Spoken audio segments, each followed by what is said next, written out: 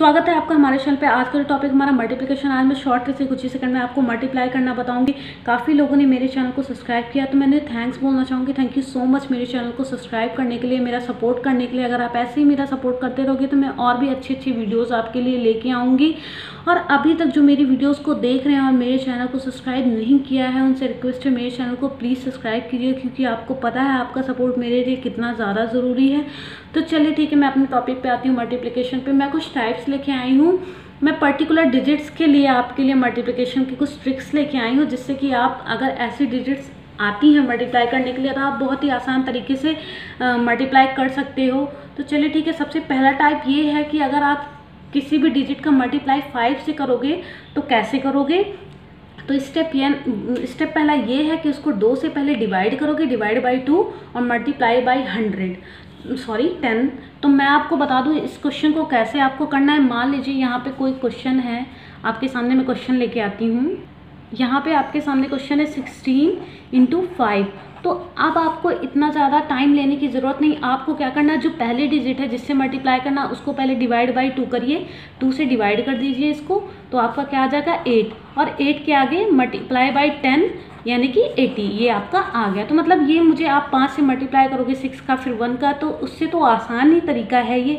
हाँ, ये भी आप कह सकते हो कि डिवाइड बाई 2 और एक 0, आपको जो भी डिजिट आएगी डिवाइड करने के बाद उसके आगे एक 0 बढ़ा देंगे। अब मैं आपके सामने नेक्स्ट क्वेश्चन लेके आती हूँ। मान लीजिए यहाँ पे हम यहाँ पे 19 लिख देते हैं, 19 × 5। अब ये दूसरा क्वेश्चन आपके लिए हो गया। तो अब इसका मल्टीप्लाई 5 से करना तो आप पहले 9 से करोगे फिर 1 से करोगे, तो इतना करने की ज़रूरत नहीं। आपको ये जो डिजिट है इसको 2 से डिवाइड कर देना है। तो ये कितनी बार में जाएगा 9.5, क्योंकि 2 9 18 हो जाएगा, एक बचेगा पॉइंट लगेगा और 0 पड़ जाएगा, 2 पंचे 10 हो जाएगा। अब क्या करना है आपको, डिवाइड बाई 2 और मल्टीप्लाई बाई 10 से आप या तो मल्टीप्लाई कर दो या फिर जो भी डिजिट आई है उसके आगे एक 0 बढ़ा दो। तो 0 बढ़ाओगे तो एक पॉइंट के बाद अगर यहाँ पे 0 लगा है तो ये क्या हो जाएगा 95 हो जाएगा। एक और क्वेश्चन मैं आपके सामने ले लेती हूँ इसी का।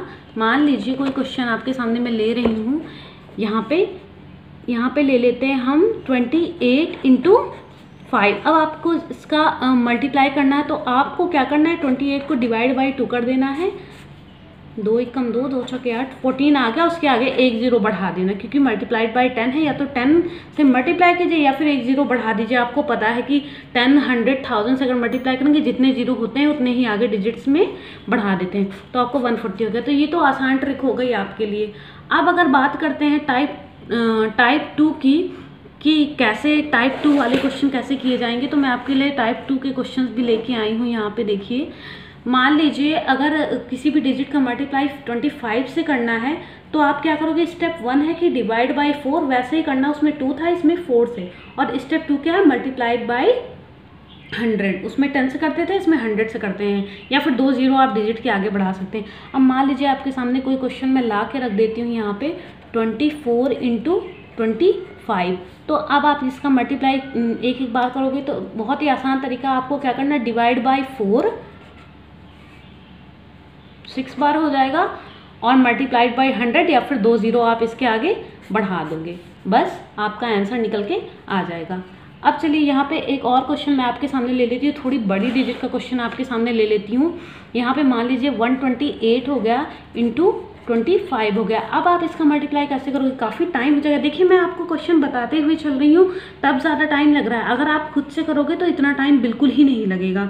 तो अब आप इसमें क्या करोगे, डिवाइड बाई 4 करोगे, क्योंकि 25 से मल्टीप्लाई हो रहा है, उसका रूल है। स्टेप 1 है कि डिवाइड बाई 4, तो आप करोगे 4 3 12, 3 बार जाएगा, 4 दूनी 8, 32 आपका आ गया। 32 आ गया, आप इसके आगे मल्टीप्लाइड बाई 100 है, बस 2 0 आप बढ़ा दीजिए, आपका आंसर निकल के आ गया।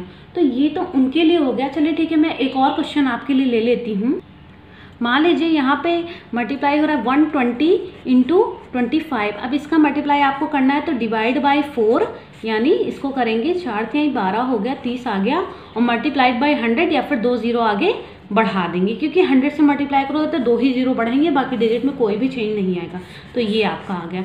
तो ये आसान ट्रिक हो गई आपके लिए टाइप 2 की। अगर 25 से अगर किसी डिजिट को मल्टीप्लाई करेंगे तो डिवाइड बाई 4 मल्टीप्लाई बाई 100 या फिर 2 0 आगे बढ़ा देंगे। अब थर्ड जो हमारा टाइप है वो ये है कि अगर किसी डिजिट का आपको मल्टीप्लाई करना है 125 से, तो आप कैसे करोगे? 5 में था डिवाइड बाई 2 मल्टीप्लाइड बाई 10, या फिर एक ज़ीरो बढ़ा देंगे। 25 में था डिवाइड बाई 4 और मल्टीप्लाइड बाई 100, 2 ज़ीरो बढ़ा देंगे।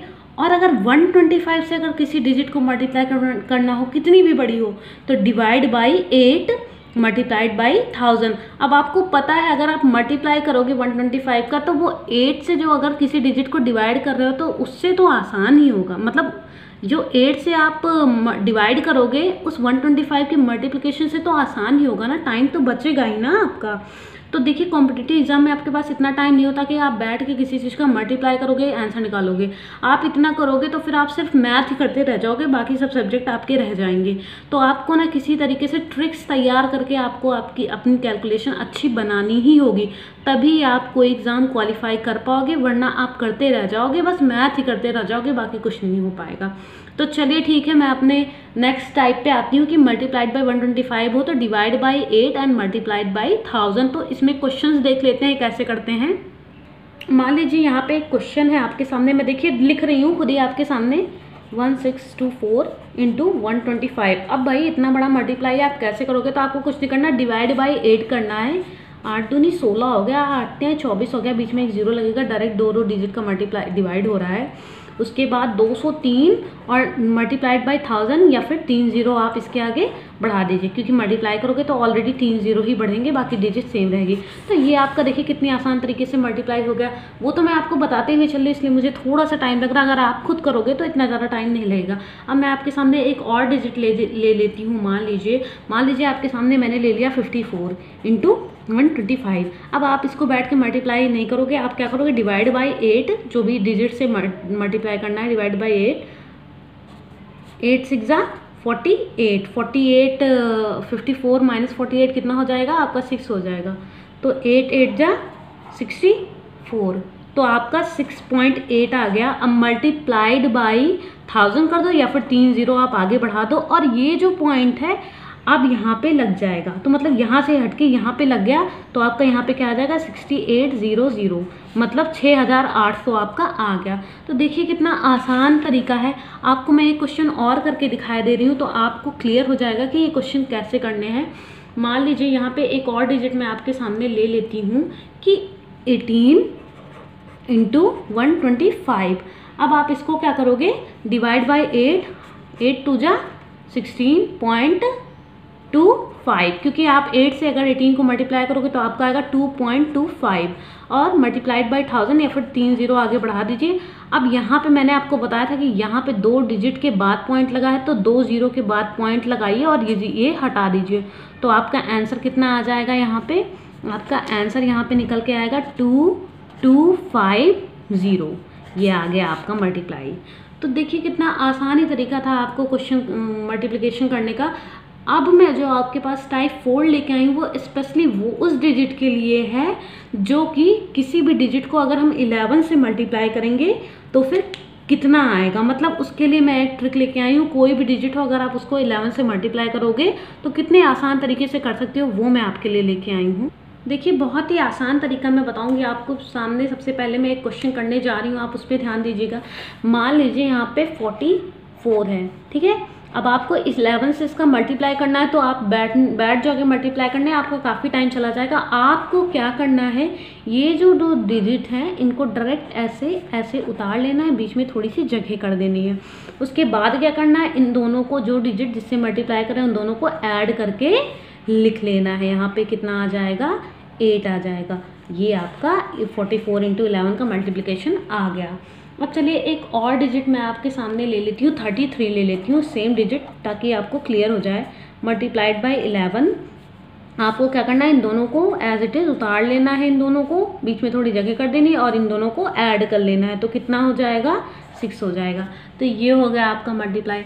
अब चलिए ठीक है, एक और डिजिट आपके सामने मैं ले लेती हूँ 11 से जुड़ी हुई। मान लीजिए यहाँ पे मैं ले लेती हूँ 47। यहाँ पे मैं आपके सामने लेती हूँ 47 इंटू 11। अब आपको क्या करना है, यहाँ पे 4 लिख लेना है, यहाँ पे 7 लिख लेना है। इन दोनों को ऐड करेंगे तो कितना आ जाएगा, 11 आ जाएगा। अब आप सोचोगे कि पूरा 11 यहाँ पे लिख दो, जी नहीं, आपको पूरा 11 नहीं लिखना है, आपको सिर्फ 11 का 1 लिखना है। और वैसे ही जैसे कैरी जाता है, हासिल जाता है, आपको आगे वाले डिजिट में कैरी लगा देना है। तो यहाँ पे जब आप तो पूरा करके आंसर निकालोगे तो आपका आ जाएगा 7 1, और ये जो कैरी है यहाँ पे इस डिजिट में जुड़ जाएगा, 5 हो जाएगा। तो ये आपका आंसर आ गया। इसी तरीके से हम क्वेश्चन को सॉल्व करते रहेंगे। अगर पर्टिकुलर 11 का मल्टीप्लाई किसी डिजिट से करना है तो आपको सेम ऐसे ही करना है, लास्ट वाली डिजिट को लिख लेना है तीनों को।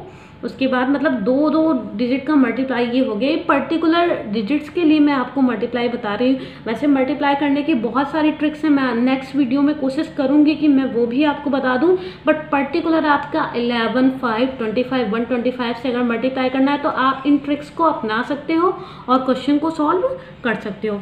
अब जो मैं टाइप 4 आपके लिए लेके आई हूँ, आप उस पर थोड़ा ध्यान दीजिएगा क्योंकि थोड़ी सी समझने वाली बात है, उसमें ज़्यादा कुछ टफ नहीं, बस समझना है आपको। ये जो टाइप 4 है ये आपका 11 to 19 जितनी भी डिजिट आती हैं, 2 डिजिट से अगर आप किसी चीज़ का मल्टीप्लाई करते हैं तो वो कवर हो जाएगा, 2 या 3 या 4 जितनी भी लेनी है।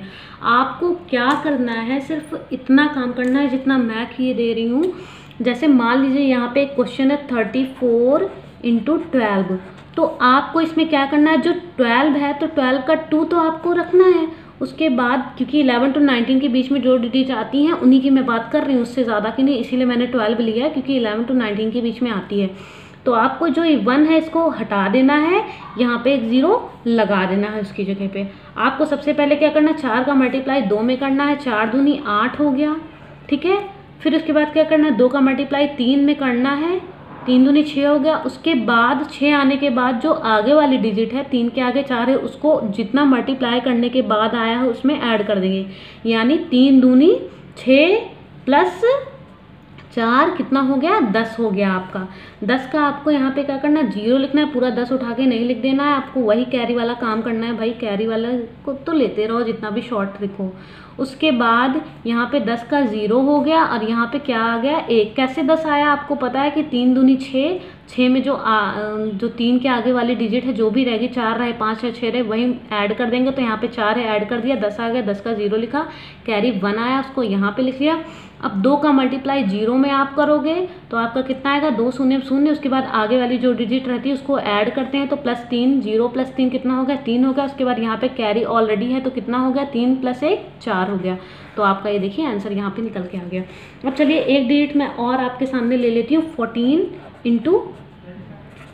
× 17। तो आपको इसमें क्या करना है, यहाँ पे जो 1 है इसको कट कर देना, यहाँ पे आगे 0 लगा देना। 7 का मल्टीप्लाई 4 में करेंगे तो 7 चौके 28 का 8 हो गया, ठीक है, 8 हो गया। कैरी जो आया 2 यहाँ पे लिख लेंगे। उसके बाद 7 चौके 7 एकम 7, 7 में 4 जोड़ेंगे 11 आ जाएगा, 11 में 2 जोड़ेंगे, यहाँ पे ना ऐड करेंगे, 11 में 2 जोड़ेंगे 13 आ जाएगा, 13 का 3 लिखेंगे, कैरी जो आपका 1 आएगा।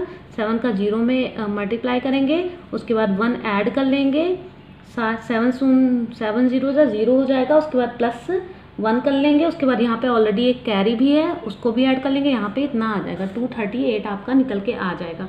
अब एक और डिजिट मैं आपके सामने ले लेती हूँ जिससे कि आपका पूरा का पूरा ये जो टॉपिक है ये अच्छे से क्लियर हो जाएगा। देखिए यहाँ पे एक डिजिट आपके सामने दी गई 125 × 15। तो आपको वैसे ही करना है, यहाँ पे जो 1 है इसको कट कर देना, यहाँ पे 0 लगा देना।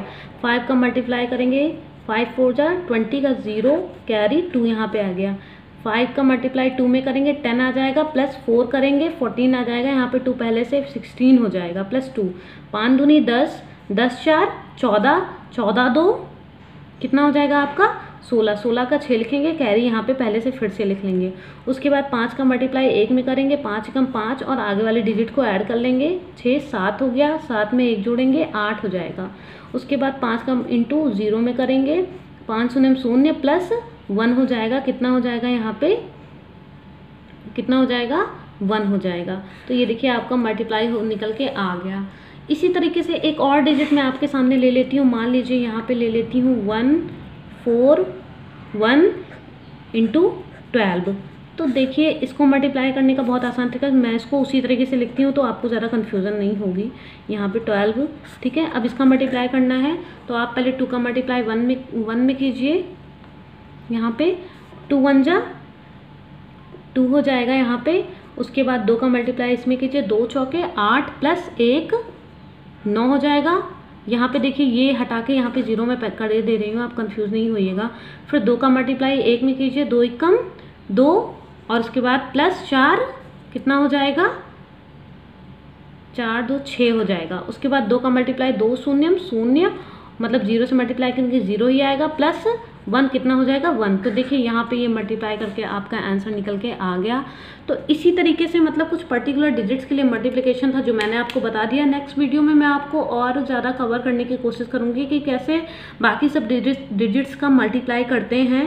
मैं और भी शॉर्ट ट्रिक्स आपके लिए लेके आऊँगी। जितनी शॉर्ट ट्रिक्स आप तैयार करोगे कॉम्पिटिटिव एग्जाम में, आपकी टाइम की सेविंग उतनी ही होगी और आप एग्ज़ाम को क्वालिफाई भी अच्छे से कर लोगे। आज के लिए इतना ही। Thank you so much.